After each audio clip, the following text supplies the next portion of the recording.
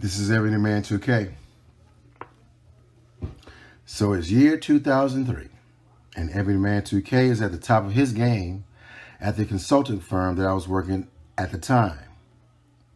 I had already been promoted to project manager and led multiple teams in successful multi-million-dollar contracts. But here's the problem.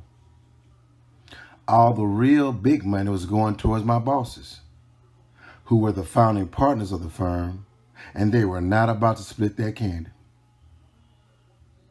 After writing so many client proposals for them and seeing how much money they were making, charging the client twice as much as they were paying me, I knew too much. I knew too much about how the game was played for me to keep being taken advantage of. I knew where the big money was. That candy, that lick, that Jolly Rancher really lies. Big money does not lie in working twice as hard or working multiple jobs. No, ma'am. No, sir. No, ma'am. No, sir. In this capitalistic society that we call America, the lick is making money off of others. I repeat. In this capitalistic society that we call America, the lick is making money off of others. It's the American way. It is the premise of how this country was created.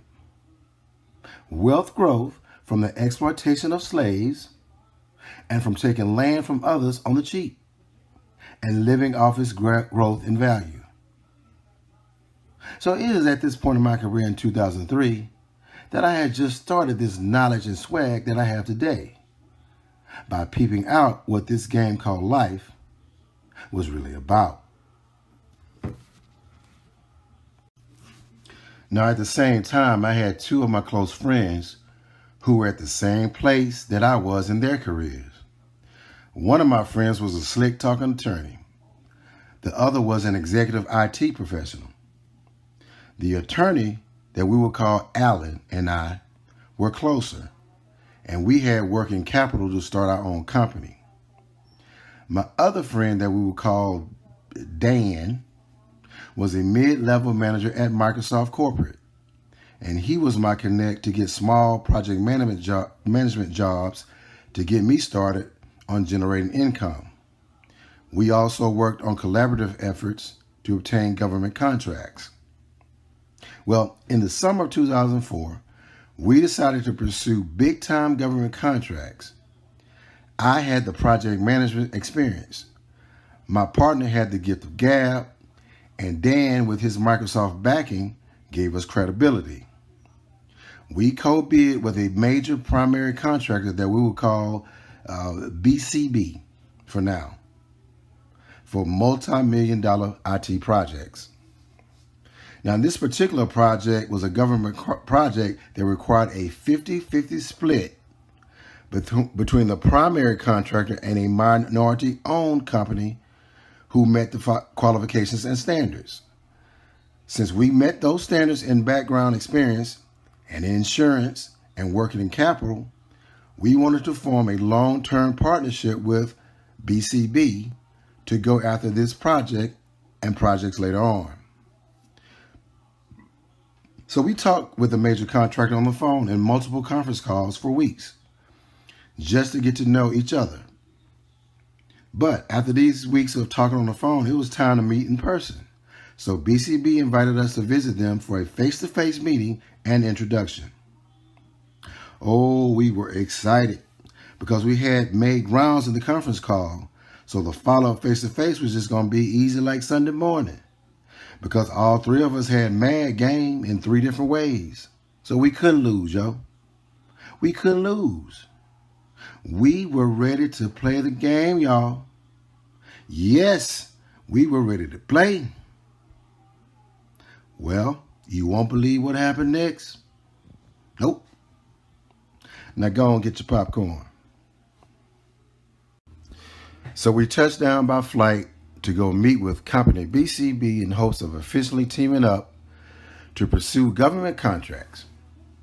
We took a cab to our hotel that was next to their building first to freshen up, and then we walked next door to BCB headquarters for our meeting.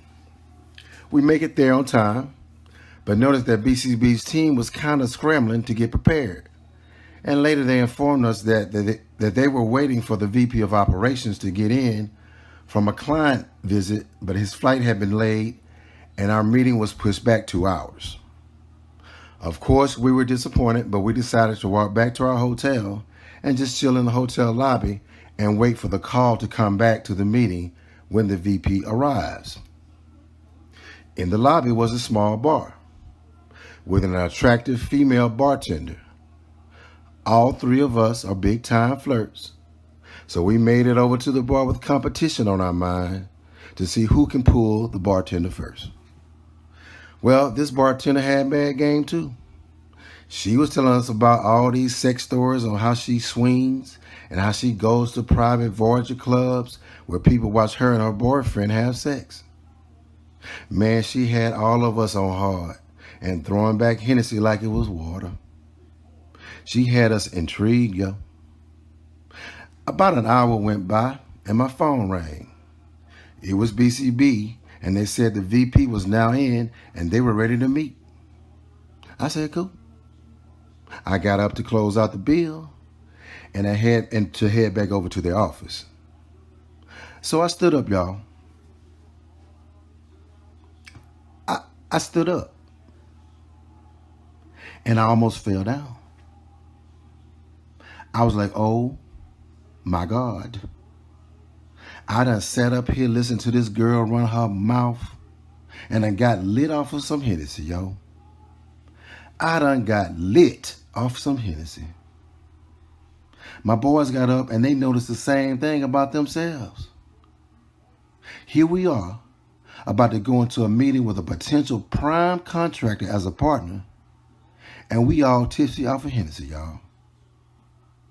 Y'all, this was some sad nigga shit right here.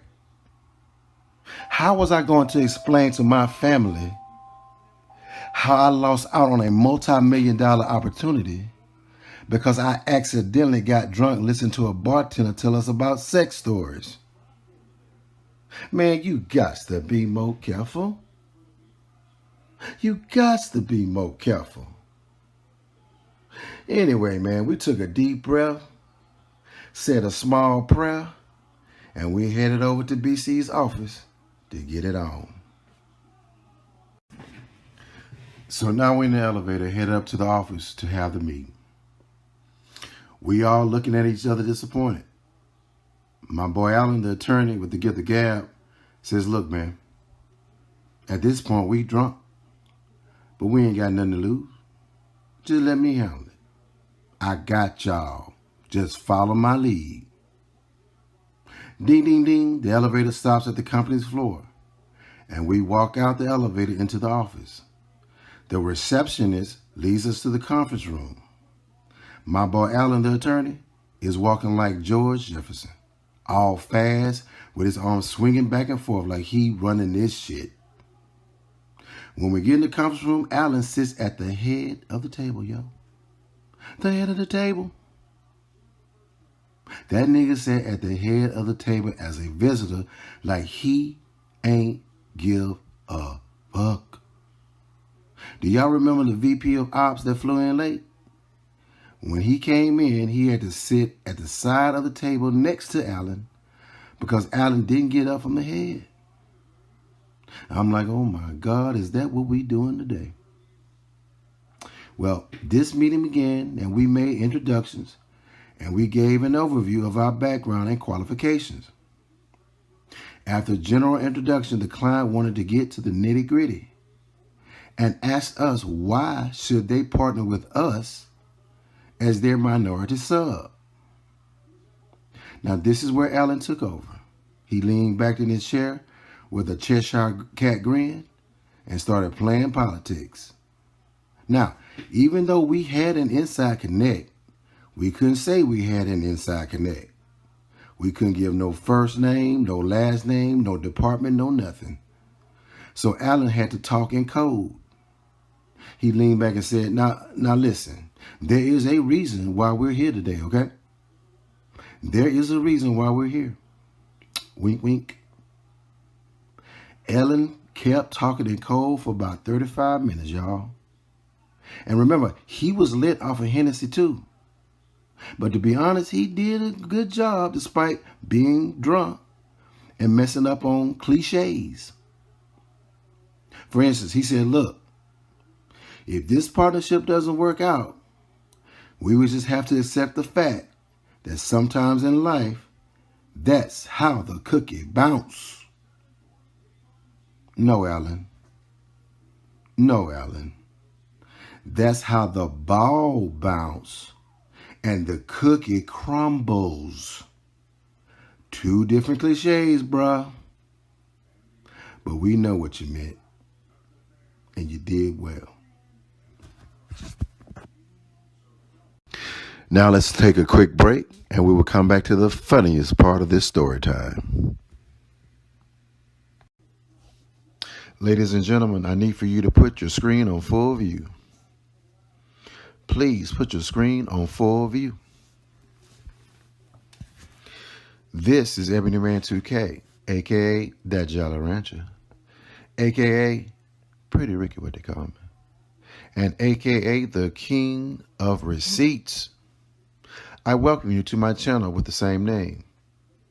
I would like to send a shout out to my new subs who may have heard about me from other fellow YouTubers. I welcome you and you are going to enjoy yourselves here. I want to send a special shout out to my loyal day ones who have upgraded their membership and got their badges and or have supported my efforts via Super Chat and Cash App and PayPal. And lastly, shout out to my shadow watchers who listen to me from the bushes or up in the clouds. I understand you may be cooking, driving, working out, or at work. And I appreciate that you're at least here kicking it with me. Next up is my boy Dan, who was at the time a mid-level manager at Microsoft Corporate. Believe it or not, Dan has more gift of gab than Alan and me combined. Dan is from Detroit. And if you know about anyone from Detroit, is that they are the hustlingest ass people I have ever met in my life. People from Detroit would try to out-hustle a buy one, get one free Whopper at Burger King. Instead of selling it for $2, they would spend 30 minutes slick talking to the manager to try to get $3. Now, Dan was spearheading a minority contract initiative at the time with Microsoft. His goal was to partner with minority contractors like myself to bid together with teams so that he could bring in Microsoft platforms to be implemented in IT projects. He explained all of this to our proposed primary contractor, company BCB, in detail. While explaining some of his work, he kept referring to a team member by the name of Bill. It was a lot of Bill this, Bill that. When I talk to Bill, this, I share Bill's thoughts. This is what Bill thinks. Now, I'm a little dumbfounded here because I work with Dan on a lot of projects. And I don't recall this Bill that he speaks of. I do not know why he continues to talk about this mystery Bill. Now, this is where the Eb in my mind starts talking to the 2K in my mind. It goes a little something like this. Hey, Eb, what's up, 2K?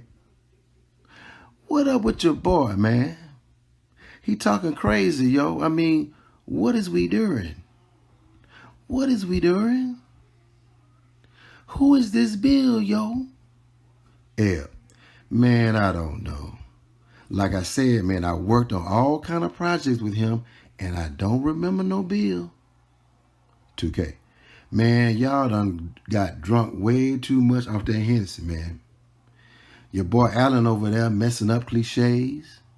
Your boy Dan making up fake employees. And nigga, you got slog coming out your mouth right now. Wipe your mouth, nigga. This is a shit show, man, and a hot mess. What you got to say about this, Eb? Eb, man, you right. I can't say nothing. And this Miss Dan talking about right now about a make-believe bill is throwing me for a loop. Hell, the only bill I know at Microsoft is a... Oh, my God. What the fuck? What the... Wait. I know this nigga ain't up here trying to play like he the right-hand man to Bill Gates, is he? I know he ain't talking about Bill Gates. Holy shit. Holy shit.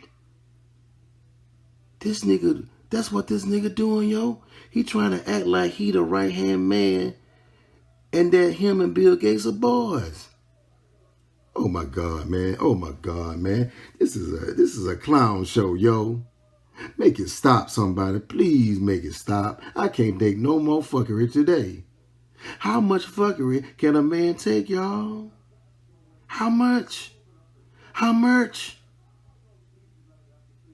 Finally, after a couple more slick references to Bill Gates, my boy Dan finally ended this tomfoolery. Well, this meeting had reached a Barnum and Bailey circus level, y'all. And guess who was up for the closing? That's right. That's right. Ebony Man 2K. Now, the primary contractor was presenting to us now. And as I noted before, the project that we were co-bidding for required a 50-50 split between the primary contractor and the subcontractor. So now they were going to show us how this 50-50 split was going to play out. Now, put your screen on full view, please. I need for you to put your screen on full view. Now, this is a listing of personnel that would staff the operations. As noted, they are listed by pay rate, with the lower rated jobs at the top and the higher rated jobs at the bottom. So, you know, I'm ready for the ass now, y'all. I already got my calculator, my pen, and notepad ready for the fuckery that was about to come. Because remember, Ebony Man 2K is the king of receipts. So as you can see on screen, here's the listing of the IT jobs on the project, right? The manager of BCB goes to explain how they're going to split this thing up 50-50, where we get the jobs on the top of the list and they get the jobs on the bottom of the list. Y'all, now let me share something personal with y'all. I can take a lot of things from people. There are a lot of times where I just let people do and say things to me where I just let it slide. I let people live in a lot of cases. But the one thing that sets me off and is my biggest pet peeve is someone trying to play me for a motherfucking fool, yo. Do you hear me? Do you hear me? I can't stand someone trying to play me like I'm Boo Boo the Fool. If you're going to try to play Ebony Man 2K for a fool, you going to catch it, bro. Yeah, you going to catch it. You going to catch it from me. Now, if you look at this list, all the low-wage jobs are at the top. And all the high-wage jobs are at the bottom. Now, I have over a decade of understanding pay rates and the profit margins they bring when you assign them to a client. Low-wage jobs yields low profit margins. High-wage jobs yield high profit margins. Yes, the count of jobs that he was portraying is 50-50, but the way he proposed to break them out would yield a profit breakout of about 70% to 30%, with 70% of the profit going to them. I pointed out this obvious finding to them in my classic sarcastic tone. but they understood my point. I also expressed that me and my boys were not some run-of-the-mill niggas to be taken advantage of, but that we were smart individuals despite our drunken state. Especially Ebony2K. Because at the end of the day, Ebony2K is smarter than the average bear.